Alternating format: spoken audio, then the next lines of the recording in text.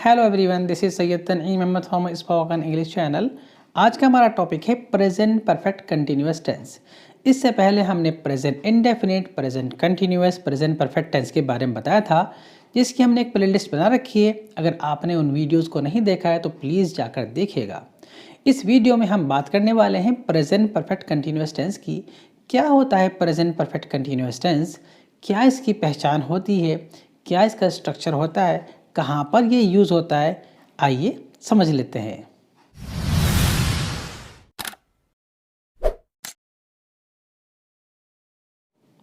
देखिए, present perfect continuous tense से हमें यह अंदाज़ा होता है कि कोई काम प्रेजेंट में पिछले कुछ टाइम से चल रहा है।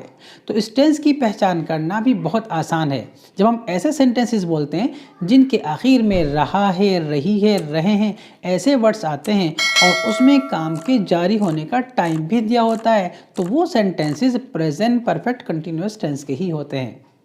जैसे मैं ये सेंटेंस बोलूँ कि मैं सुबह से पढ़ रहा हूँ, इसमें हमें क्या अंदाज़ा हो रहा है? इसमें यह अंदाज़ा हो रहा है कि पढ़ने का काम सुबह से चल रहा है। इसी तरीके से मैं ये बोलूँ कि वह 5 मिनट से लिख रहा है, क्या अंदाज़ा हो रहा है? इसमें यह अंदाज़ा हो रहा है कि लिखने का काम 5 मिनट से चल रहा है। तो ये sentence present perfect continuous tense के हैं। अब ये किस तरीके से बनते हैं, कैसा इसका स्ट्रक्चर होता है, आइए देख लेते हैं। देखिए, इस टेंस की जो हेल्पिंग वर्ब होती है वो होती है हैव बीन या हैज़ बीन। अब हम बात करते हैं हैव बीन कहाँ लगाएंगे और हैज़ बीन कहाँ लगाएंगे। इसको समझना भी बहुत आसान है। अगर हमारा सब्जेक्ट थर्ड पर्सन का सिंगुलर है तो हमें हैज़ बीन लगाना है और बाकी सभी सब्जेक्ट के साथ हम हैव बीन का यूज़ करेंगे। देखिए, अफर्मेटिव सेंटेंस में सबसे पहले हम सब्जेक्ट को लिखेंगे। अगर हमारा सब्जेक्ट आई हुआ या फिर प्लूरल हुआ तो हम हेल्पिंग वर्ब यूज़ करेंगे हैव बीन। और अगर हमारा सब्जेक्ट थर्ड पर्सन का सिंगुलर हुआ तो हम हेल्पिंग वर्ब यूज़ करेंगे हैज़ बीन। उसके बाद हम वर्ब की फर्स्ट फॉर्म में आईएनजी लगाएंगे, फिर ऑब्जेक्ट को लिखेंगे, उसके बाद सिंस या फॉर लगाएंगे, फिर टाइम लगाएंगे। ये सिंस या फॉर क्या होता है? सिंस या फॉर का मतलब होता है से, यानी किसी टाइम से। कहाँ पर सिंस यूज़ होता है, कहाँ पर फॉर यूज़ होता है, इसको बहुत ही ध्यान से समझिएगा। देखिए, पॉइंट ऑफ टाइम के साथ हम सिंस का यूज़ करते हैं और ड्यूरेशन ऑफ टाइम के साथ हम फॉर का यूज़ करते हैं। ये पॉइंट ऑफ टाइम क्या होता है? पॉइंट ऑफ टाइम का मतलब डेफिनेट टाइम, यानी जब हमें किसी टाइम का बिल्कुल पक्का पता है कि किस टाइम से ये काम चल रहा है, तो उसको हम डेफिनेट टाइम कहते हैं। जैसे सुबह से, शाम से, कल से, या संडे से, मंडे से, ट्यूसडे से, इसी तरीके से 2019 से, 2018 से। ये क्या है? ये हमारा पॉइंट ऑफ टाइम है, इसके साथ हम सिंस का यूज़ करते हैं। ड्यूरेशन ऑफ टाइम क्या है? ड्यूरेशन ऑफ टाइम जैसे कि 2 दिन से, 2 हफ्तों से, 4 साल से, इसको हम क्या कहते हैं? इसको कहते हैं ड्यूरेशन ऑफ टाइम और इसके साथ हम फॉर का यूज़ करते हैं।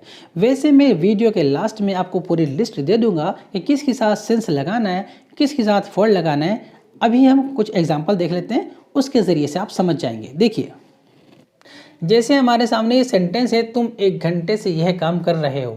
इस सेंटेंस को हम इंग्लिश में कैसे बनाएंगे? सबसे पहले हम सब्जेक्ट को लिखेंगे। सब्जेक्ट हमारा क्या है? तुम को इंग्लिश में कहते हैं यू। इसके बाद हम हेल्पिंग वर्ब जो यूज़ करेंगे, यू के साथ हेल्पिंग वर्ब यूज़ करेंगे have been. You have been. काम कौन सा हो रहा है? करने का काम हो रहा है। करने को इंग्लिश में कहते हैं डू और उसमें लगाएंगे ING. You have been doing, क्या कर रहे हो? यह काम, यह हमारा ऑब्जेक्ट है। This work, you have been doing this work. अब हमें कब से कर रहे हैं? 1 घंटे से। 1 घंटा कौन सा 1 घंटा? हमें पता नहीं कौन सा 1 घंटा। ये ड्यूरेशन ऑफ टाइम है, तो हम इसके साथ यूज करेंगे फॉर एन आवर। एक और सेंटेंस देख लेते हैं, वह सुबह से पढ़ रहा है। इस सेंटेंस में जो हमारा सब्जेक्ट है वो है वह, और वह को इंग्लिश में कहते हैं ही क्या है? ये ही थर्ड पर्सन का सिंगुलर है, तो इसके साथ हम हेल्पिंग वर्ब यूज करेंगे has been. He has been. काम कौन सा हो रहा है? काम हो रहा है पढ़ने का, और पढ़ने को इंग्लिश में कहते हैं रीड।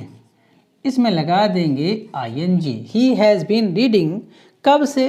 यानी सुबह से। तो सुबह से क्या है? ये डेफिनेट टाइम है, इसके साथ हम यूज करेंगे सिंस। Since morning.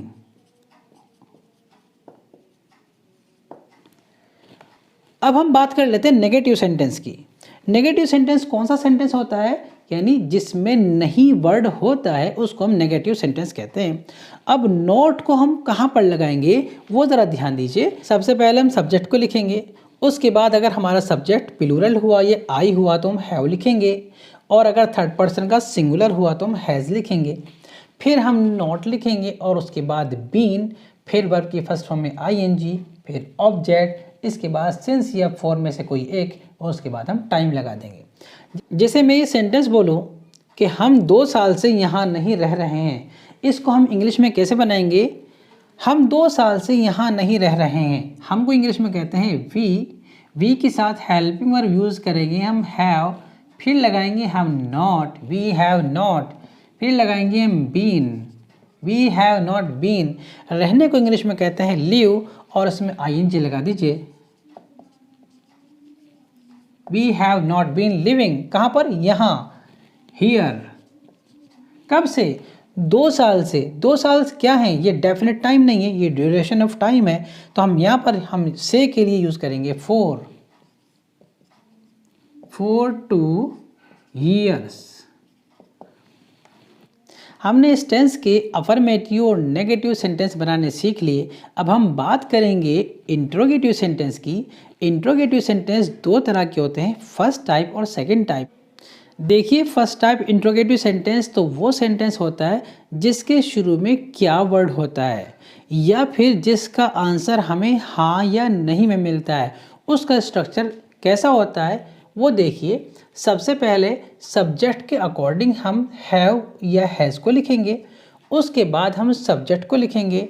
अगर सेंटेंस में नॉट है तो हम नॉट लिखेंगे, उसके बाद हम बीन लिखेंगे, फिर वर्ब की फर्स्ट फॉर्म में ing लगाएंगे, उसके बाद ऑब्जेक्ट, और फिर सिंस या फॉर में से कोई एक आएगा, फिर टाइम आ जाएगा, और उसके बाद हम क्वेश्चन मार्क लगा देंगे। जैसे हमारे सामने ये सेंटेंस है, क्या तुम बहुत देर से मेरा इंतज़ार कर रहे हो। इस सेंटेंस में जो हमारा सब्जेक्ट है वो है तुम को इंग्लिश में कहते हैं यू, और यू के अकॉर्डिंग हेल्पिंग वर्ब आएगी हैव यू बीन। काम हो रहा है इंतज़ार करने का, इंतज़ार करने को कहते हैं वेट, इसमें ing लगा दीजिए। हैव यू बीन वेटिंग, किसका इंतज़ार? मेरा इंतज़ार। फॉर मी, कब से? बहुत देर से। बहुत देर ये ड्यूरेशन ऑफ टाइम है, इसके साथ हम लगाएंगे for a long time, question mark. अब हम बात कर लेते हैं सेकंड टाइप इंट्रोगेटिव सेंटेंस की। सेकंड टाइप इंट्रोगेटिव सेंटेंस में सबसे पहले हम क्वेश्चन वर्ड लिखते हैं, उसके बाद सब्जेक्ट के अकॉर्डिंग हेल्पिंग वर्ब हैव या हैज़ लिखेंगे, उसके बाद सब्जेक्ट। अगर सेंटेंस में नहीं वर्ड है तो नॉट लिख देंगे, और उसके बाद हम बीन लगाएंगे, फिर वर्ब की फर्स्ट फॉर्म में ing, फिर ऑब्जेक्ट, इसके बाद सिंस या फॉर में से एक आएगा, फिर उसके बाद टाइम लगा देंगे, फिर उसके बाद क्वेश्चन मार्क लगा देंगे।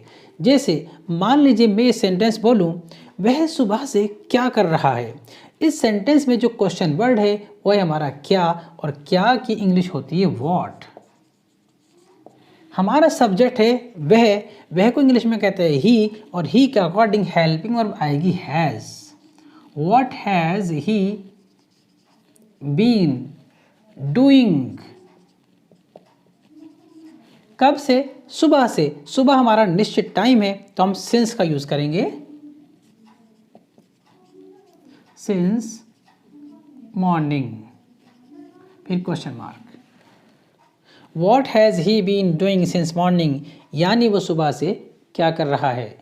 इसके हमने इंट्रोगेटिव सेंटेंस भी सीख लिए।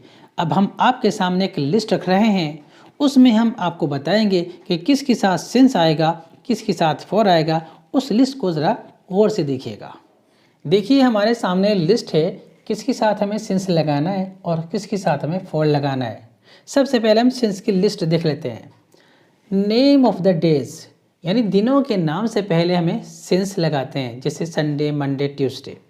इसी तरीके से नेम ऑफ द मंथ्स महीनों के नाम से पहले, जैसे जनवरी, फरवरी, मार्च, इनसे पहले हम सिंस का यूज़ करते हैं।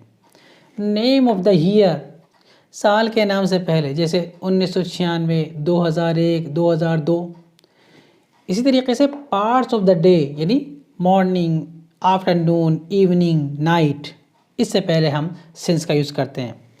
क्लॉक से पहले, जैसे टाइम बताते हैं 6 o'clock, 7 o'clock, चाहे वो AM हो या PM हो, हम सिंस का यूज़ करते हैं। येस्टरडे से पहले हम सिंस का यूज़ करते हैं। Name of the season, season का कोई सा नाम है, जैसे कि विंटर है, समर है, रेनी सीज़न है, तब उससे पहले हम सिंस का यूज़ करते हैं। Name of the festival, festival के चाहे कोई सा भी हो, दिवाली हो, ईद हो, उससे पहले हम सिंस का यूज़ करते हैं। स्टेज ऑफ वंस लाइफ यानी किसी की ज़िंदगी की स्टेज से, यानी बचपन से, जवानी से, बुढ़ापे से, इस तरीके से। अब हम बात कर लेते हैं फोर की कि फोर कहाँ पर यूज़ होता है। जैसे हमने लिखा है 1, 2, 3 डेज़, मतलब क्या है, जैसे हम ये बोलते हैं कि 1 दिन से, 2 दिन से, तब हम फोर का यूज़ करते हैं।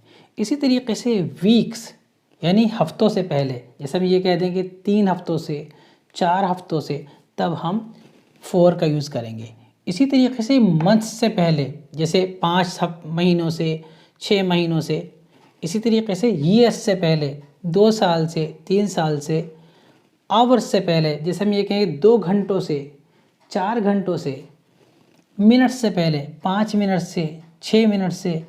इसी तरीके से डिकेड्स से पहले, डिकेड्स क्या होते हैं, 10 साल की जो अवधि होती है उसको हम डिकेड्स कहते हैं, उससे पहले भी हम फोर का यूज़ करते हैं। सेंचुरीज से पहले, सेंचुरी यानी 100 साल की जो अवधि होती है उसको हम सेंचुरी कहते हैं। ए लॉन्ग टाइम यानी बहुत लंबे टाइम से, बहुत देर से, ये कुछ देर से, तब भी हम फोर का ही यूज़ करते हैं। ए मोमेंट, एक लम्हा यानी एक लम्हे से, इसके साथ भी हम फोर का ही यूज़ करते हैं। उम्मीद करता हूँ आपको प्रेजेंट परफेक्ट कंटिन्यूअस टेंस बिल्कुल क्लियर हो गया होगा। आपको हमारी वीडियो कैसी लगी है कमेंट करके ज़रूर बताइएगा। अच्छी लगी है तो लाइक कीजिएगा और ज़्यादा से ज़्यादा शेयर कीजिएगा। अगर आप हमारे चैनल पर नए हैं तो प्लीज़ हमारे चैनल को सब्सक्राइब कीजिएगा, बेल आइकन को ज़रूर प्रेस कीजिएगा ताकि हर आने वाली वीडियो का नोटिफिकेशन आपको टाइम पर मिल जाए। Thank you for watching this video. Bye.